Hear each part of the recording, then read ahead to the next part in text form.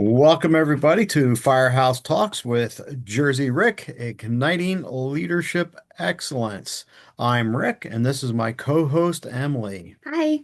This is season three, episode number 58, and today it is building trust through vulnerability, sharing disappointment as a leadership tool. So we welcome everybody to our podcast, and if you've been a frequent listener, you know you do not have to be a firefighter to listen to Firehouse Talks with Jersey Rick. Now, one thing I want to mention before we dig into the episode today is for those who have been watching and you've been watching the interviews, Emily has been on some of the interviews and she's been off on some of the others. Emily and I came to a conclusion that with the interviews, that primarily it's going to be me conducting the interviews because of meshing schedules between myself and Emily and the guest that we are interviewing. And that has logistically become a problem for both Emily and I. So Mm. we've come to an agreement that we're just going to allow the guests to schedule, and then if Emily is available during that time frame, that's great. But most likely she won't be. So, with that being said, we're going to talk about chapter 8 today from my book, The Furnace of Leadership Development. And this chapter is simply called Disappointment. So, Mm. Emily, with that, I'll turn it over to you. Yeah, and I would like to add that you can get his book on Amazon. It comes in ebook, audiobook, or paperback. Yes, thank you. Very So appreciate that. let's jump right on in with what prompted you to write a chapter on disappointment. As I've gone through my career, uh, actually even before I joined the workforce, looking at things, but then joining the workforce when I was in junior high school in the military, between the Air Force, the Marine Corps, and the fire service, and finishing up my fire service career here at Loveland Fire Rescue Authority in Colorado. And reading a lot of books, listening to a lot of people, attending seminars, reading magazine articles, journal articles, and so forth like that. There's not a whole lot that is written about disappointment Hmm. in the workplace. And as I thought back on my career and some of the disappointments that I experienced from a professional level, being passed over for a promotion that I expected, that happened more than one time in the military. And then certainly, it happened here at Loveland Fire Rescue, being passed over the first time when I took the lieutenant's test and the first time when I took the battalion chief's test and then being passed over for the division chief of operations job and watching others who were passed over for promotion as well, Emily, and the disappointments that they experienced and some of the comments that were made by other people and a lot of attitudes of well just shrug it off so forth like that and then even at times going to the point of a supervisor saying, well, I don't know what's wrong with him or her. Hmm. And that prompted me to write the chapter on disappointment. And we'll dig a little bit more into the behind the scenes aspect of that. Yeah, that's really interesting. Excuse me. So, you discussed disappointment as a universal emotion among leaders and their teams. Mhm. So, how would you define disappointment in the context of leadership, and why is it crucial to acknowledge it? Defining disappointment from a leadership perspective is disappointment overall is you're expecting something and you didn't get it. Yeah. And there's a disappointment that is associated with that. This is one of those areas that when you pick up a leadership book or you go to a leadership seminar or training, fire officer training, uh, I don't recall anybody ever actually digging into this and talking about disappointment. And not only our own personal disappointment, but the disappointment that the officers must handle and address with the people that are on their crew or on their shift in their department. So it is a universal thing. And everybody goes through disappointment at one time or another. One of the instances that comes to my mind, Emily, is when Deb and I were coming up on our 30th wedding anniversary and we wanted to go to Emerald Isle, North Carolina. Uh, But that was getting derailed by Hurricane Yep. Irma as it came up the coast, Yeah. and at the last minute, we had to change our plans. And that was a great disappointment for Yeah. us because all of us were going to go back there to celebrate our anniversary. And I already mentioned, being passed over for promotions. And so we have disappointments from a personal side and a professional side. Yeah. And one thing that is really critical for supervisors to recognize is somebody who's experiencing a personal disappointment outside of the job, outside of the fire department.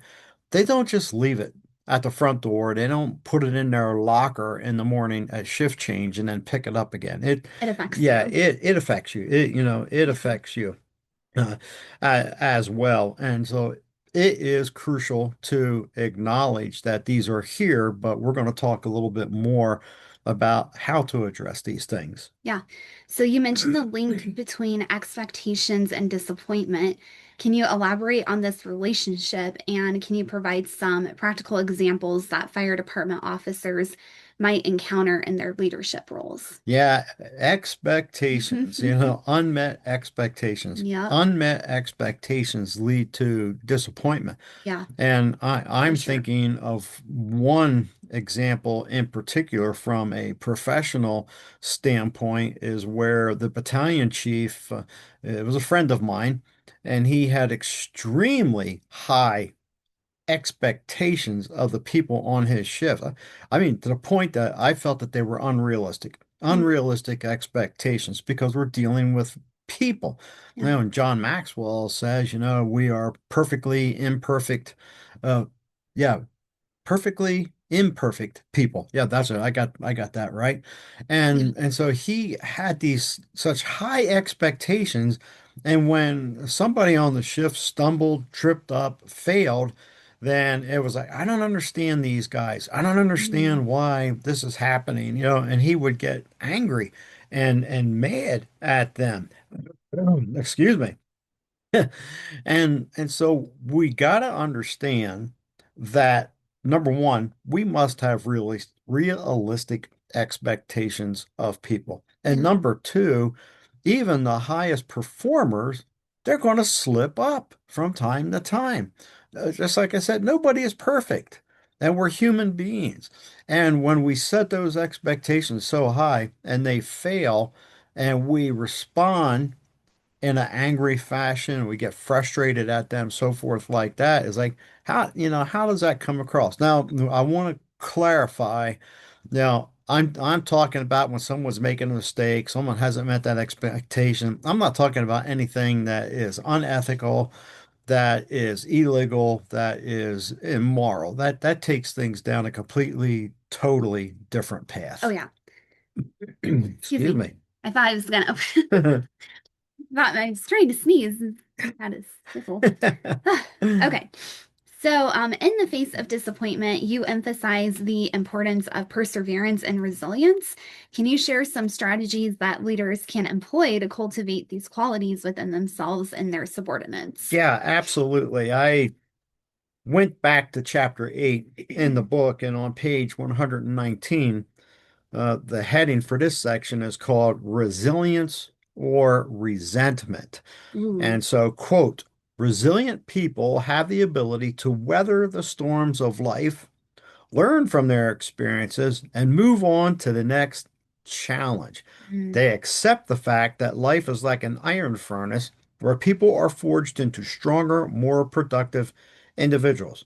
Yes, there will be more disappointments, but these are the people better equipped to handle them. They are the ones who grow and become stronger leaders. Usually, this is a small group, and we need to groom them for higher levels of leadership. mm, Now, the reason uh, I said this is usually a smaller group is because there's far too many people to go to the opposite end of things, Emily.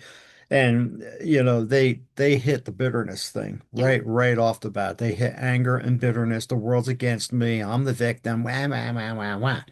Yep. But people who can build the resilience, they can step back and they can look, okay, what happened here?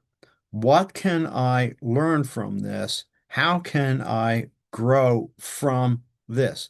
Yeah. Even through life's greatest disappointments. Yeah, we do after action reviews in the fire service. Military does them, and I'm sure there's law enforcement agencies that do them as well.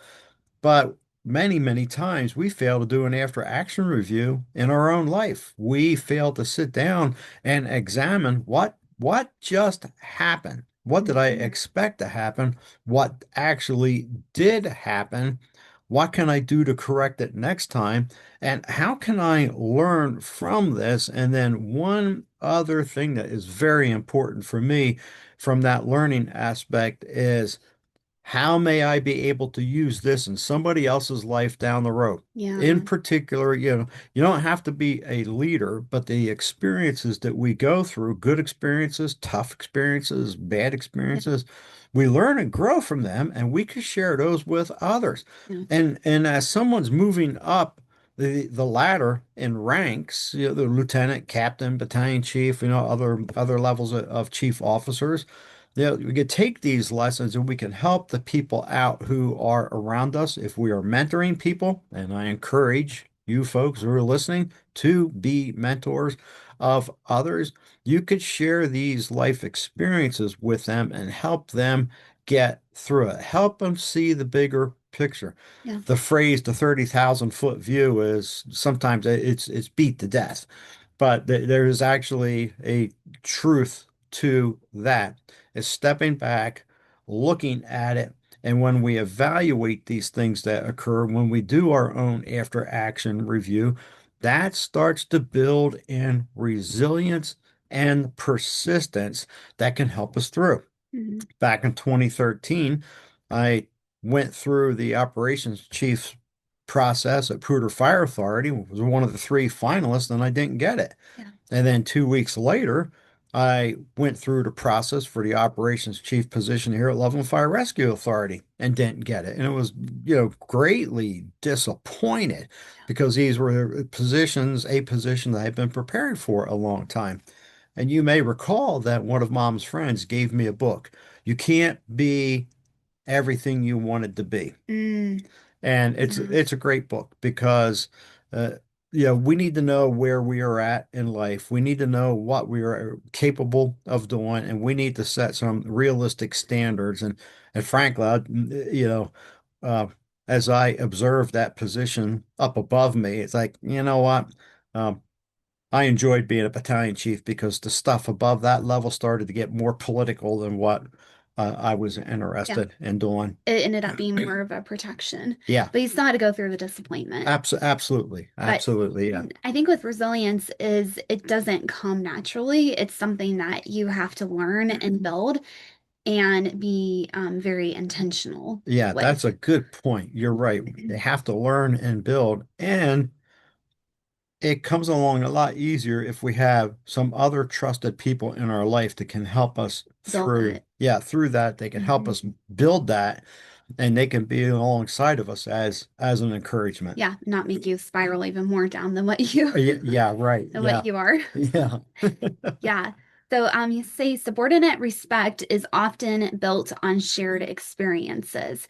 So how can company officers and chief officers effectively share their own experiences of disappointment to foster an environment of trust and understanding with their teams? I like that question because that really if a officer shares their disappointment with their team, like I really do think, like you said, that will foster an environment of trust, and it's them being vulnerable and showing others that like they're not perfect and that they experience some things that their other like subordinates are going through Yeah, as well. that's a very good point. You think back to that conversation last night when Ben was here, and he was asking the question, why aren't more men vulnerable? And we were discussing that, a lot of it revolves around pride. Yeah, Yeah, men don't want to let somebody else know that they are struggling with something. But to bring it back to answer this question right here is when you have company officers, chief officers, or, on the police side, sergeants, lieutenants, chief officers there as well. When we're vulnerable with people and say, hey, I've been there and this has been my experience with this. And this is how I got through it. Yeah, and you share, just open up. And shared, yeah, I've been disappointed. If somebody says, well, I've never really been disappointed, well, they're just a bunch of stinking liars. Yeah, some politician, Yeah. way too many miserable politicians, in the world. And I mean people too who are elected, but they're Hmm. playing they're playing Yeah. the political they're Yep. playing the political game. And I'm not going to show any vulnerability because they are not going to respect me. And they might see that I am not the great individual that I like to think that I am. Well, hey, get a grip, folks. Yeah. If you got that mentality, the people that are working for you already see that you're not the great individual that you think that you are. They see that you don't have a cape and a shirt with a S on the front of it. But being vulnerable and sharing our disappointments with those around us, number one, they sit back and they say, I'm not the only one. Hmm. Yeah, he went through that. Yeah. She went through that. Wow. Because when these disappointments come up, it is so easy to think that I'm the only one. Yeah. And at the beginning of that chapter 8 on disappointment in the book, I write about the 2017 World Series when the Los Angeles Dodgers, lost to the Houston Astros. And Mhm. then we can even go back to this past World Series here in 2025 when the Dodgers beat the Yankees. Now, the Dodgers, they're all hooting and hollering, jumping up and down on the field there last year in 2025 because they won the World Series again. But going back to that game in 2017, they weren't jumping up and down on the field. They weren't running out to the field. It was the Astros that were running out into the field.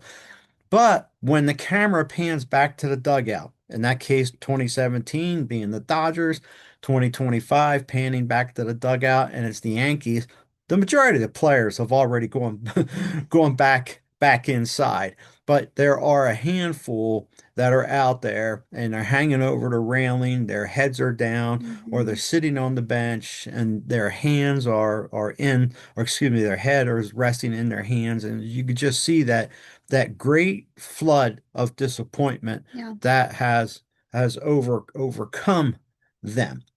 But if we look at again 2017 all the way up to 2025, the Dodgers, I don't know how many players from 2017 were still there in 2025, but obviously they overcame a lot and they Yeah. overcame that disappointment. They did not allow that disappointment to hold them down. As a Yeah. team, they built in resilience and perseverance. So being vulnerable, we've got that opportunity to share with other people. This is how I handled it. This is how I built in that resilience and that perseverance. Now, for me, certainly, you know, God helped me through those time periods of extreme disappointment. And I shudder to think that if I did not have Christ as my Savior, how I actually would have been able to weather disappointments like that. Oh, yeah, hands down. So you caution against using common cliches when addressing disappointment. Yeah, I hate those. Yeah. What impact can these phrases have on individuals experiencing disappointment? And what alternative approaches do you recommend for leaders to communicate effectively? I just have to say, I hate cliche phrases. Yeah. And if you don't know what to say, just don't say anything at all and just say, I'm sorry for what you're going through. Because sometimes what people say to you, it just makes it even worse. Yes, it And it's just does. like, gee, thanks. Like I was already feeling bad. Now I feel even worse. Or you just don't understand. So I'm trying to explain to you my disappointment. And then I realize like it's just not even worth my time. Well, you pretty much answered that question, Emily, about the same way I think I'm that pretty I, passionate yeah, about cliches. well, I do too. I do too. And there's one that comes to mind is I had a man on my shift that was testing for a higher position and he didn't get it. And we were on duty when he found out that he didn't get it. And so I drove out to his station to talk to him, to check up on him, to see how he was doing. And I walked in and he was fuming mad, Emily. I mean, Mm, fuming mad. His face was red, his nostrils were flared, wow. and that's what I thought. It was like, wow, he's not handling this very well. It wasn't that at all. Mm, What had happened is a higher ranking chief had just left the station prior to me getting there. But Matt, we probably passed each other on the road and didn't even realize it. And he said, this chief officer said to this man, well, excuse me, said to this man, well, I know how you feel. And so the guy on my shift was ranting and raving, saying, he does not know how I feel. He's gotten everything the first time. He mm. has no clue how I feel. I hate that when people say, I know how you feel, and they don't know how I feel. Yeah, And I am right there me too. 100% with them. That goes back. If you don't know what to say, keep your mouth shut. Yeah, And just let them talk. yeah. I if I've gone through similar situations or maybe experienced it like differently, but I can still relate, I turn instead of saying I know how you feel, unless I literally know how they feel, I've changed it to I can relate somewhat because of what I went through. That's a good way to approach that. And so he was mad. He understood why he didn't get the promotion. I mean, it was pointed out to him, and he says, "I'm okay." He says, "Yeah, I'm disappointed, but I understand why, and I will work to improve that." He was mad because somebody else who's never been there was saying, "I know how you feel." Yeah. And one of the other ones that we have discussed often in our family, yeah, particularly it could come from Christians when you're going through a disappointment is, well, God is good. No fooling. No fooling, Sherlock.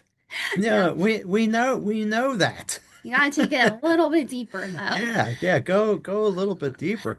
And so supervisors, one of these things too, I'm going to tie in related to cliches, is you're you're got somebody on your company or on your shift in your department that, or for police officers in your watch, that has been passed over. They've suffered a tremendous setback. Listen to them. Mhm. Don't cut them off and don't set up an atmosphere where they're going to be afraid to say anything because they'll go, well, if I vent, it's going to wind up on my evaluation here. Yeah. And no, just listen at that. And that comes back to us as the leaders being vulnerable to begin with. Yeah. And please, I love what Emily is saying. Hey, I have been in a similar circumstance myself, and what you are experiencing right now, I have experienced that as well. I can sympathize with you. If we haven't been in that situation, it's like we can empathize, you know, with them. And also, avoid something. Well, you know what? The tough get up. If you fall off your horse, get back on. Yeah, geez, Louise.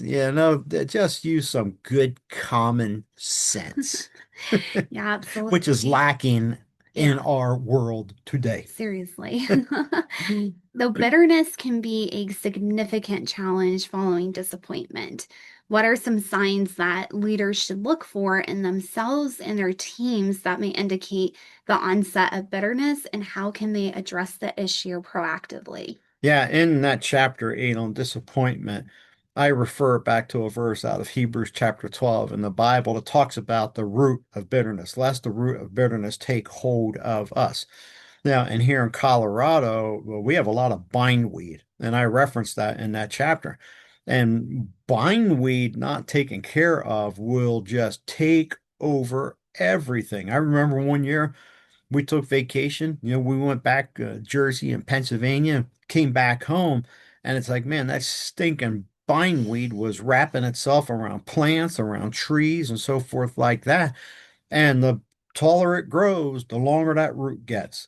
And so you Yeah, got to get down there real close to the ground and grab it and just pull that out of the ground and get that root out of there. So that root goes deep and that bindweed wraps around the plants, the trees, the fences, any vegetables that you have growing in your garden. Same thing happens in our life. We experience a disappointment. We don't face it head on. Yeah. We refuse to become resilient. We refuse to learn from it. And now we become the victim. Yeah. They don't like me. Nobody likes me. They didn't promote me because of this reason or that reason. I didn't get my special project because I'm not one of the fair-haired golden children. And I have seen this take effect.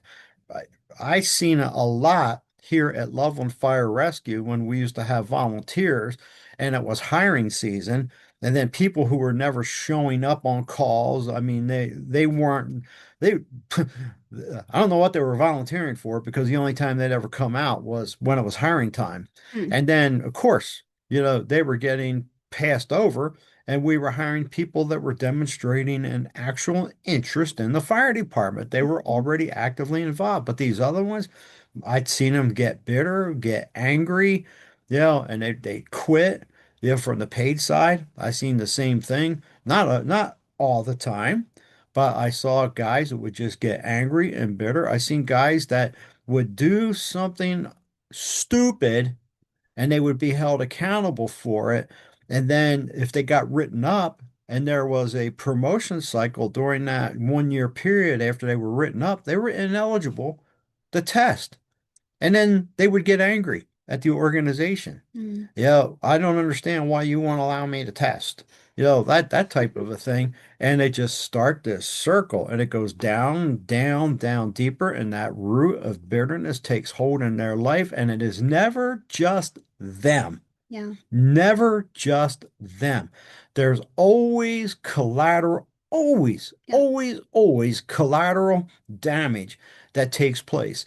And for the officers, fire department, company officers, chief officers, for anybody who's in a supervisory position, I'm telling you, you got to watch out for that. And you got to jump on that thing. You got to take care of that root of bitterness because it will spread through the organization like wildfire if it is not addressed. And for firefighters who are working a 24 or 48-hour shift, and in some cases longer through mandatory overtime, that bitterness will spread to others. And I like how our Pastor Miller, said it the other day. I was talking to him. He was talking about people who are offended. He said in the 20 years of his ministry, he has been able to work with people who were offended and where they got unoffended. He said, Mm. but on the other hand, in the 20 years of him being in the ministry, people who are offended for the offended, meaning the collateral damage, he says, I've never ever seen Mm. them recover and be able to come back. Wow. They're holding the offense because somebody else was offended Like about something. that's not even their problem. Yeah, yep, yeah, it's not even their problem. Uh, And I have seen that play out in the fire yeah. department where something happens to an individual, they're passed over for a promotion, or they're not picked to serve on a particular committee, and they get ticked off, and then their friends get ticked off about it, and hey, that thing unchecked can run through an organization just like fire and cheatgrass burning up the side of a mountain in the middle of August Yeah. at 4 o'clock in the afternoon with a 20-mile-an-hour wind pushing it. Yeah. Yeah, it's so true. So you reference Helen Keller's quote in your book, and she says, quote, defeat is simply a signal to press onward. So how can leaders transform feelings of defeat into opportunities for growth and continued motivation for themselves and their teams? Yeah, certainly if anybody knows about defeat, it would be Helen Keller Yeah, and everything that, she she went went through. through, being blind, being deaf. And, it's been a long time, since I've really dug into her story. But there are so many people in life that have suffered a defeat, and how she said a signal to press onward. Are we going to stay down or Yeah, are we going to get up? We've been watching the Olympics, the Winter Olympics here, yeah. and I cannot remember her name, but it was a dual. I can't even remember the name of the competition, but it's the first time it's ever been played out in the The Olympics. mogul or Yeah, something the dual moguls, like that. and one of the American skiers, she took a nasty fall, Yeah. but then she got up and she continued the rest of the course. Yeah. And that's a good example of somebody not giving up. And we see this happen She many, might many be one times. medal potentially. I think you may be. Yeah. I wish I could remember her name and remember exactly what they called that. But when we look at a sport like the Olympics, we see that people continue on. And I mean, there's even at this point that we were watching it on February the 15th, there are some athletes that have suffered defeat, but they have also won gold medals in other Hmm. competitions. So a defeat did not keep them down. As we've been watching the skaters, same thing. Some of them, Oh yeah. it's amazing, they'll jump up in the air, twirl around, come down, and some Crash. of them crash. Yeah. But do they crumple up on the ice and just start bawling and crying? They keep No, going. they keep going. Now, we have seen a couple of them in the ski events where they were carried off because Yeah. they got injured. They literally And couldn't. yeah, they literally couldn't. But Yeah. again, I wish I could recall the name, but it was one of the female skiers in an event that we watched. She was carried off the slope. But then the next day, she was back out there competing in another event.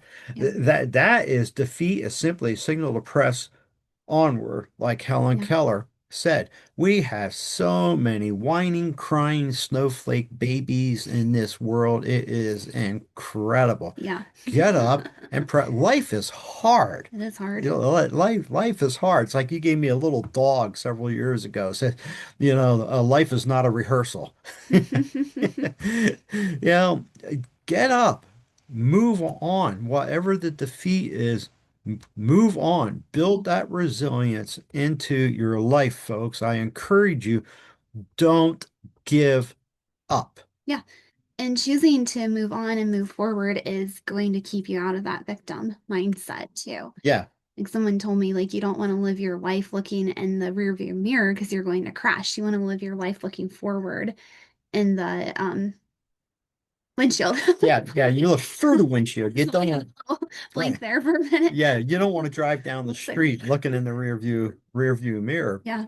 And so, you know, folks, you hear a few episodes back, I interviewed Hannah Gleditch, who was a Loveland police officer, and then through circumstances, she couldn't be on the job anymore. I encourage you, go back and listen to that episode. And now she's the owner of Colorado Coffee, which has two brick and mortar locations. And then just this weekend, she launched the coffee trailer that was built by her dad and her husband. Brad has put a lot of work into it. So Hannah is an example of someone who suffered a defeat, a disappointment, but went on to something else and now is enjoying what she's doing, and her business is growing. That's perseverance. Yeah, absolutely. So, as we wrap up, do you have any final thoughts for battalion chiefs about the pervasive nature of disappointment and the proactive steps they can take to ensure it does not hinder their individual or team success? Yes, learn human behavior. Don't get promoted to the rank of battalion chief and then just hide in your office, showing up only to deliver the mail or to deliver bad news. Make yourself known, make yourself available to the troops. Understand disappointment and understand how to address disappointment with Mhm. people. Understand the differences between sympathy. I've been there, I've had it happen to me, or empathy, as I've not experienced what you have experienced, but I can feel for you. And what would you like from me? Yeah. And you're making yourself available. You don't have to, you may be in a position to help solve a problem, but at that time, generally after the disappointment has come, um, you know, they want somebody to listen to them. They want to be able to vent, and they want to be able to vent in a safe atmosphere without the fear of it coming back in an evaluation or being held against them in the future. Yeah. So the human behavior aspect. And when Arjuna George, who has his podcast Beneath the Helmet, interviewed me last year, and then I interviewed him last year as well. We did two interviews with Arjuna. Yeah, he made the reference that he doesn't like the term soft leadership skills. And I agree, because the soft leadership skills that the world talks about so often is the hard leadership skills. And understanding disappointment and dealing with disappointment in our own life or in the life of the people who are working for you, that's a hard leadership skill. It's absolutely hard. Yeah, absolutely. So, anything else, Emily, you'd like to ask me? No, I think that's a wrap. Okay, well, hey folks, that's it for episode number 58. We've been talking about disappointment today. If you have found this episode useful or you like it, please like, subscribe, and share. You can visit my website, fireofficerleadershipacademy.com. You'll find that link also in the show notes. You can learn more about the services I have to offer. You can also see the tab for my weekly leadership blog, which will be posted weekly on my LinkedIn profile. And for firefighters, and this is a firefighters only thing, current and retired, is the Firefighters Leadership Network on Facebook. You must be a firefighter and you must be active firefighter or retired, and that includes volunteer, paid, wildland, ARF, anything like that. Anybody else, I don't allow them into that group. So, with that being said, anything final, Emily? Nope, I think that's it. Okay, folks, until next time, we'll see you later. Bye. Bye.